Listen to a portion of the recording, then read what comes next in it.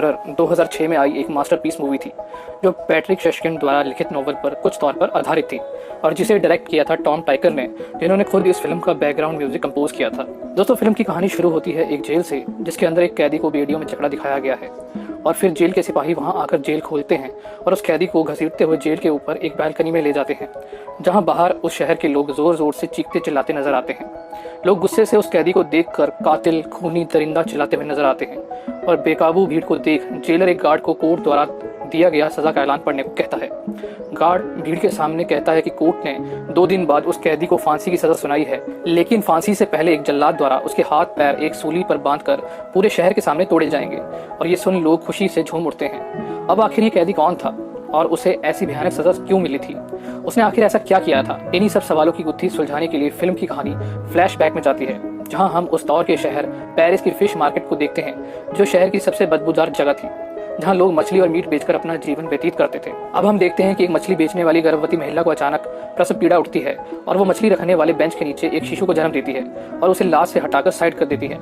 दरअसल उस महिला की पिछली 4 संतानें मरी पैदा हुई थी और हर बार उन्हें ऐसे ही बेंच के नीचे जन्म देकर शाम को सड़ी गली मछलियों की गंदगी के साथ नदी में फेंक देती थी। लेकिन इस बार उसने जीवित बच्चे को जन्म दिया था जो वहां पड़ी बदबूदार गंदगी को सूंघता है और रो पड़ता है, जिसे सुन वहां के खड़े लोग उस पर ध्यान देते हैं और उसे ऐसी गंदगी में अकेला पड़ा देख लोग उसकी माँ को उसका दोषी समझ लेते हैं। तो दोस्तों, ये बच्चा वही कैदी है जिसे सजा सुनाई गई थी और जिसका नाम था जॉन बैप्टिस्ट ग्रैनोई, जिसका जन्म 2 चीजों के साथ हुआ था। पहली, उसके पास दुनिया की सबसे बेहतरीन नाक थी जिससे वो कुछ भी और कहीं से भी सूंघ सकता था, और दूसरी, जब भी कोई शख्स उसका फायदा उठाता या उसे अपनी जिंदगी से दूर करता तो उस शख्स की किसी कारणवश मौत हो जाती थी, जैसे कि उसकी माँ की, जो जन्म देते ही उसे दूर कर देती है। नतीजा, उसे कोर्ट द्वारा फांसी की सजा दी जाती है और जॉन को मैडम गिलार्ड के अनाथ आश्रम में भेज दिया जाता है, जो सिर्फ पैसों के लिए बच्चों को पालती थी। लेकिन अनाथ आश्रम में अपनी जगह छिन जाने के डर से वहाँ के कुछ बच्चे जॉन को मारने की कोशिश करते हैं, लेकिन गिलार्ड बीच में आकर उसे बचा लेती है और उन बच्चों को छड़ी से मारती है। और अनाथ आश्रम के ऐसे हालातों के बीच जॉन 5 साल की उम्र तक बोलना नहीं सीख पाता, लेकिन उसकी चीज़ों को सूंघने की शक्ति उसकी उम्र के साथ हर साल बढ़ती जाती है। अब 13 साल की उम्र में आश्रम में जगह न होने के कारण गिलार्ड उसे एक जानवरों की खाल के व्यापारी ग्रिमल को बेच देती है, और जैसे ही जॉन गिलार्ड की जिंदगी से जाता है, कुछ चोर गिलार्ड को मारकर उसके पैसे चुरा लेते हैं। ग्रिमल अगले 5 सालों तक जॉन से जानवरों की तरह काम करवाता है और उसकी काम के प्रति लगन देख एक दिन वो उसे शहर ले जाता है, जहाँ जॉन पहली बार बदबूदार दुनिया के परे अलग अलग खुशबुओं से रूबरू होता है। जॉन सामान छोड़ने के बाद एक दुकान से आ रही महक की तरफ आकर्षित होता है, जो कि दरअसल परफ्यूम शॉप से आ रही होती है, जहाँ वो दुकानदार को एक परफ्यूम की बोतल के साथ देखता है जो उस शहर का मशहूर परफ्यूम आमोर एंड साइकी था। लेकिन उस परफ्यूम की खुशबू के बीच उसे एक और अद्भुत महक का एहसास होता है। वो उस महक का दीवानों की तरह पीछा करता है, जो कि एक निहायती खूबसूरत फल बेचने वाली लड़की से आ रही थी। वो इस एहसास को समझ नहीं पाता और उस लड़की के करीब जाता है, जिसे देख लड़की घबरा जाती है, लेकिन उसे कोई गरीब भूखा समझकर उसे फल देती है। वो उसकी महक से आकर्षित होकर उसके हाथ को पकड़कर सूंघता है, जिससे लड़की डर कर भाग जाती है। लेकिन अपनी उम्र के साथ बढ़ती हुई सूंघने की एबिलिटी से वो एक बार फिर उसे ढूंढ लेता है और चुपके से उसके पीछे जाकर बैठ जाता है। अब लड़की को उसकी मौजूदगी का एहसास होता है और वो डर के मारे जैसे ही चिल्लाने लगती है तो जॉन उसका मुंह दबा देता है और वहाँ खड़े लोगों और पकड़े जाने के डर से दबाए रखता है। लेकिन लोगों को जाते देख जैसे ही वो लड़की के मुंह से हाथ हटाता है तो लड़की मर चुकी होती है और उसके शरीर की महक धीरे धीरे खत्म हो जाती है, जिसे देख जॉन निराश हो जाता है और समझ नहीं पाता आखिर खुशबू गई कहाँ। अब कहानी में एक और किरदार आता है जिसका नाम है जिसेपी बाल्डिनी, जो कि कभी पेरिस का फेमस परफ्यूमर हुआ करता था, लेकिन शहर में आए नए परफ्यूमर्स के बाद उसका धंधा मंदा हो चुका था, जिसके कारण वो दूसरे परफ्यूमर्स के फॉर्मूला चोरी करता था। और इस बार वो मशहूर आमोर एंड साइकी का फॉर्मूला चाहता है, लेकिन असफल रहता है। और उसी शाम जॉन बकरी की खाल की डिलीवरी देने बाल्दिनी की दुकान में जाता है और वहाँ पड़े तरह तरह के परफ्यूम देखता है। वो बाल्दिनी के शरीर से आ रही आमोर एंड साइकी की महक को सूंघ कर कहता है कि वो उसके लिए वैसा परफ्यूम बना सकता है, जिसे सुन बाल्दिनी उसे नौसिखिया बताते हुए उसका मजाक उड़ाता है। लेकिन जॉन उसे अपने सूंघने की एबिलिटी बताता है और उसे एक मौका देने के लिए कहता है। बाल्दिनी राजी हो जाता है और जॉन वहाँ पड़े तरह तरह के परफ्यूम और अपनी एबिलिटी से परफ्यूम बनाकर बाल्दिनी को देता है, जिसे सूंघ उसे आमोर एंड साइकी की खुशबू आती है और वो उसके इस टैलेंट से हैरान हो जाता है। लेकिन जॉन कहता है कि वो इससे भी बढ़िया परफ्यूम बना सकता है और अपने बनाए हुए उस परफ्यूम में कुछ नए परफ्यूम ऑयल्स डालता है और बाल्दिनी को देता है, जिसे सूंघ बाल्दिनी को बचपन के पहले प्यार की यादें ताज़ा हो जाती हैं। यानी उसके पास आमोर एंड साइकी से भी बढ़िया फॉर्मूला आ चुका था और जॉन जैसे हीरे को वो ग्रिमल से खरीद लेता है। नतीजा, ग्रिमल की उसी रात शराब के नशे में नदी में गिरकर मौत हो जाती है। अब जॉन की बदौलत बाल्दिनी और उसके परफ्यूम्स पूरे पेरिस में मशहूर हो जाते हैं और वो जॉन को अपने परफ्यूम बनाने के तरीके सिखाता है। वो उसे कहता है कि हर परफ्यूम के 3 सेट होते हैं, जिसे हेड, हार्ट और बेस कहते हैं। और हर एक सेट की 4 अलग अलग खुशबुओं की बॉटल्स होती हैं, यानी टोटल 12 बॉटल्स, और इन सभी 12 खुशबुओं को मिलाकर एक परफ्यूम तैयार होता है। बाल्दीनी कहता है पुराने सदी के इजिप्ट वासी ये मानते थे कि एक बेहतरीन परफ्यूम 13 तरह की खुशबुओं से मिलकर बनता है, और ऐसे ही परफ्यूम के कनस्तर की खोज इजिप्ट में हुई थी, और जब वो खुला तो एक पल के लिए मानो पूरी दुनिया जन्नत में तब्दील हो गई थी। साथ ही वो बताता है कि 12 खुशबुओं को आसानी से पहचाना जा सकता है, लेकिन अगर कोई 13वीं खुशबू को बना ले तो दुनिया का कोई भी शख्स उस परफ्यूम का तोड़ नहीं निकाल सकता। ये बात जॉन के दिल में घात कर जाती है और उसका परफ्यूम बनाने के लिए जज्बा और भी बढ़ जाता है। वो बाल्दीनी से खुशबू को हमेशा बरकरार रखने का तरीका सिखाने को कहता है और बदले में दुनिया का सबसे बेहतरीन फार्मूला देने का वादा करता है। और बाल्दीनी उसे 10,000 गुलाब के फूलों की महक को अपनी डिजाइन की गई मशीन में डिस्टिल मेथड द्वारा एक बॉटल में डालने का तरीका बताता है, जिसे खुद उसने पेरिस आने से पहले एक शहर ग्रास में सीखा था। अब एक दिन बाल्दीनी शोर सुनकर उठता है और जॉन को रोते हुए देखता है। बाल्दीनी के पूछने पर जॉन उस पर झूठा होने का इल्जाम लगाता है और कहता है कि उसके तरीके से कांच, लोहे जैसी चीजों की खुशबू को वो बोतल में कैद न कर सका। और बाल्दीनी मशीन में अपनी मरी हुई बिल्ली को देख आग बबूला हो जाता है और कहता है कि वो बिल्ली तो क्या, उसकी और अपनी खुशबू भी बोतल में नहीं निकाल सकता, जिसे सुन जॉन बेहोश हो जाता है और बीमार हो जाता है। अब बाल्दीनी उसके बीमार हो जाने से परेशान हो जाता है और उसे अपनी शोहरत जाती हुई देखती है कि अचानक तभी जॉन अधमरी हालत में उससे डिस्टिल मेथड के अलावा कोई और तरीका होने के बारे में पूछता है, जिसे सुन बाल्दीनी उसे जानवरों की चर्बी से खुशबू निकालने के मेथड के बारे में बताता है और इसकी पूरी जानकारी न होने के कारण उसे ग्रास जाने की सलाह देता है और बदले में उससे 1000 नए परफ्यूम के फॉर्मूलाज लेता है। बाल्दीनी उसे एक डॉक्यूमेंट देकर वहां से अलविदा करता है, जिसकी बदौलत वो ग्रास में दाखिल होने के साथ वहां काम भी सीख पाएगा। और जॉन के जाते ही उसका घर टूट जाता है, जिससे उसकी मौत हो जाती है। अब ग्रास जाते हुए जॉन को पहली बार आज़ादी का एहसास होता है। अब वो किसी का गुलाम नहीं था और एक ऐसा आज़ाद पंछी था जो अपनी उड़ान खुद तय कर सकता था।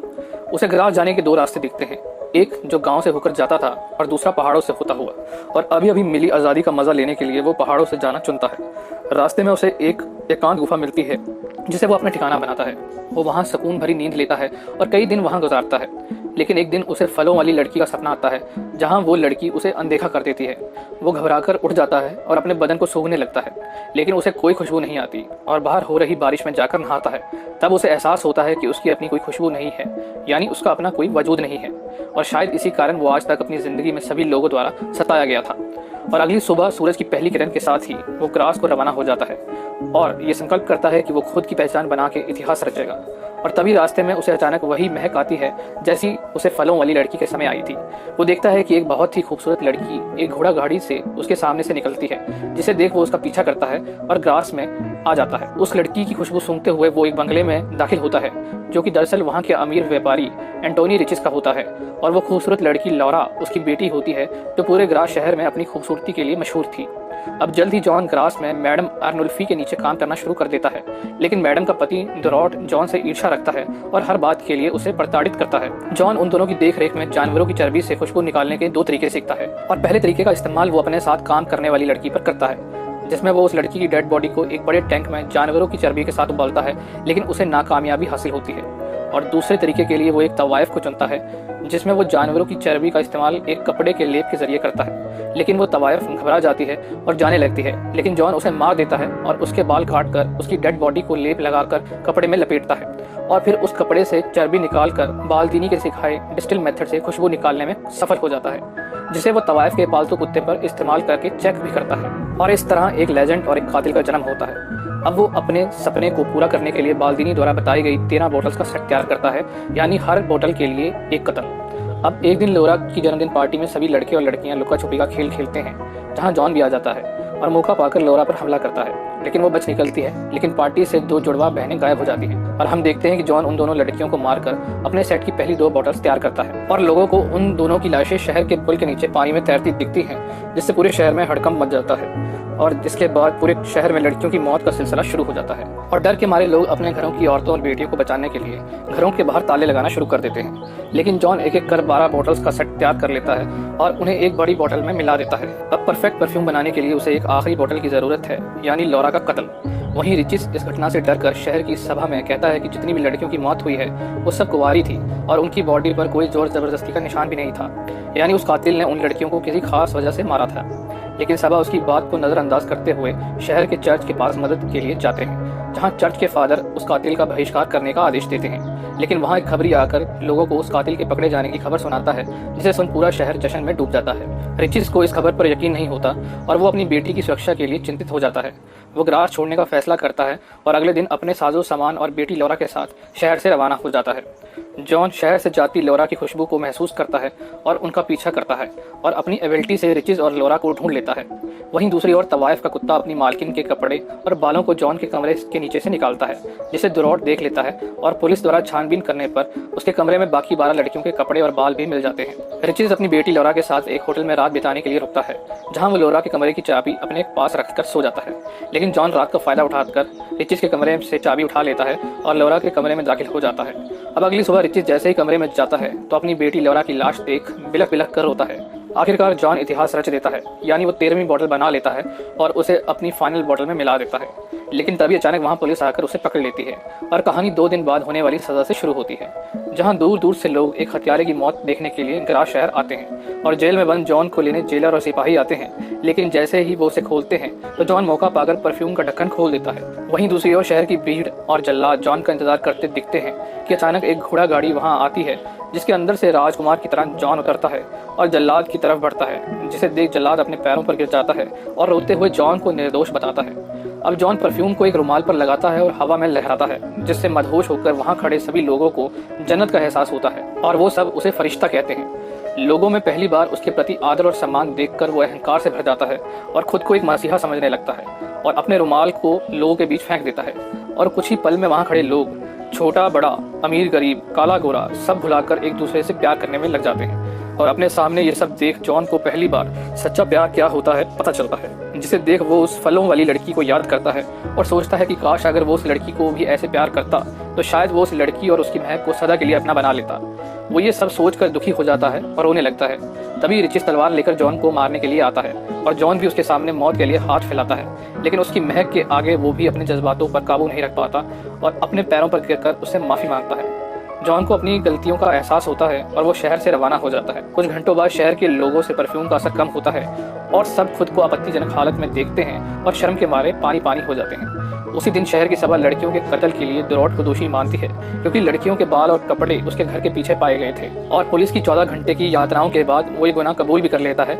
नतीजा उसे फांसी देकर मार दिया जाता है। और इसी बीच हम देखते हैं कि जॉन अपने जन्म स्थान उस बदबूदार मछली बाजार में पहुंचता है, जहां वो अपनी जेब से परफ्यूम की बोतल निकालता है और अपने सर पर उड़ेल लेता है, जिसकी महक से मोहित होकर वहां बैठे लोग उसकी तरफ आकर्षित हो उठते हैं और महक के नशे में एक एक कर उस पर झपट पड़ते हैं। वो जॉन का एक एक अंग नोच डालते हैं और कुछ ही देर में जॉन का दुनिया से नामो निशान मिट जाता है। अब अगली सुबह फिर मछली बाजार लगता है और वहाँ पड़ी परफ्यूम की बोतल से एक आखिरी बूंद टपकती है और फिल्म खत्म। अब सवाल उठता है कि जॉन ने ऐसा क्यों किया और उस आखिरी बूंद का क्या मतलब था। तो दोस्तों, जॉन के पास इतना परफ्यूम था कि वो पूरी दुनिया को अपना गुलाम बना सकता था, दुनिया के किसी भी राजा को अपने आगे नौकर बना सकता था, यानी अगर वो चाहे तो पूरी दुनिया का अगला खुदा बन सकता था। लेकिन उसने ऐसा क्यों नहीं किया?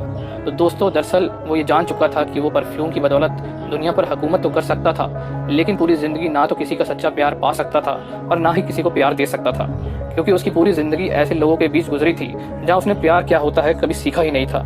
उसने अपनी एबिलिटी से दुनिया में इतिहास तो रच दिया था, लेकिन उसी दुनिया की सबसे अनमोल चीज़ प्यार से वंचित रह गया था। वो एक ऐसा सिकंदर था जिसने अपने दम पर पूरी दुनिया तो जीत ली, लेकिन आया भी खाली हाथ और गया भी खाली हाथ। और फिल्म के अंत में बॉटल की आखिरी बूंद पेरिस शहर की धरती पर गिरती है, जिसे आज city of love and romance से जाना जाता है। तो दोस्तों, आई होप आपको ये वीडियो पसंद आई होगी। अगर आपके कोई विचार या सवाल हैं इस मूवी को लेकर तो कमेंट सेक्शन में ज़रूर बताइएगा। आपको मेरा काम कैसा लगा ये भी ज़रूर बताएं और अपने दोस्तों के साथ भी इस वीडियो को शेयर करें।